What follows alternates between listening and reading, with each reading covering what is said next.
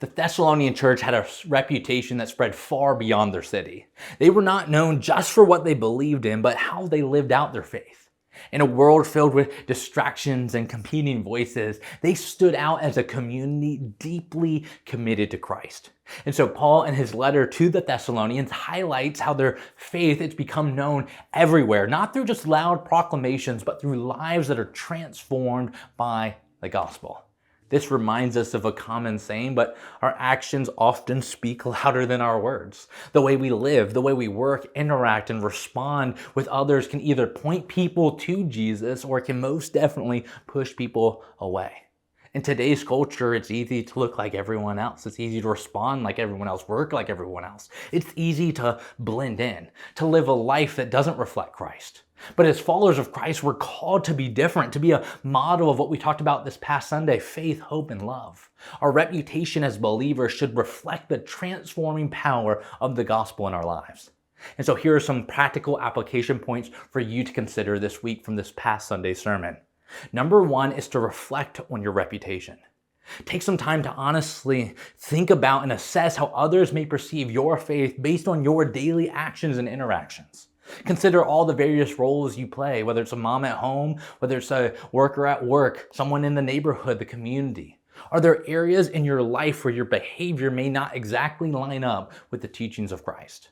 For example, do you find yourself being short-tempered and angry with family members, or overly competitive at work, using too much choice language outside around your neighbors?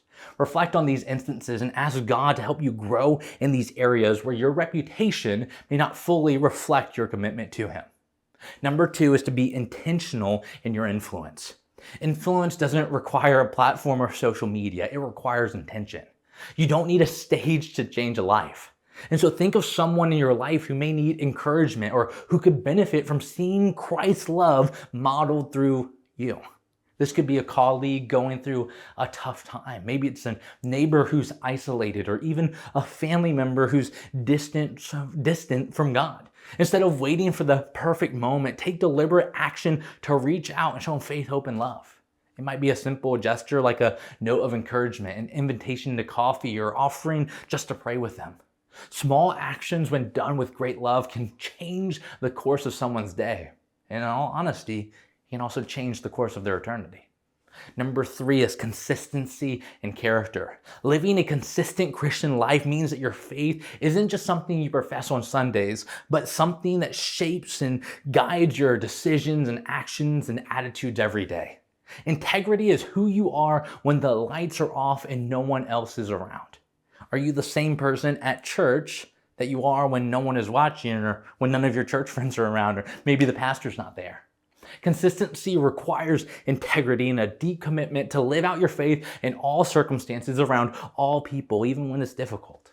This might mean resisting the temptation to gossip, going to that website, choosing honesty in a situation where lying would be easier, maybe even maintaining a spirit of gratitude even in challenging times. And so those three application points for you today. This will help us reflect and consider, are we being a model believer to those we're around? Are we being a model church by embodying what Christ defines as important? Faith, hope, and love. And so your engagement question for today is, when people think of you, what do you believe comes to their mind first? Is your reputation one of kindness, your work ethic maybe, your faith? Are you just a crazy cat lady or a bald guy who likes to talk, or maybe it's something else?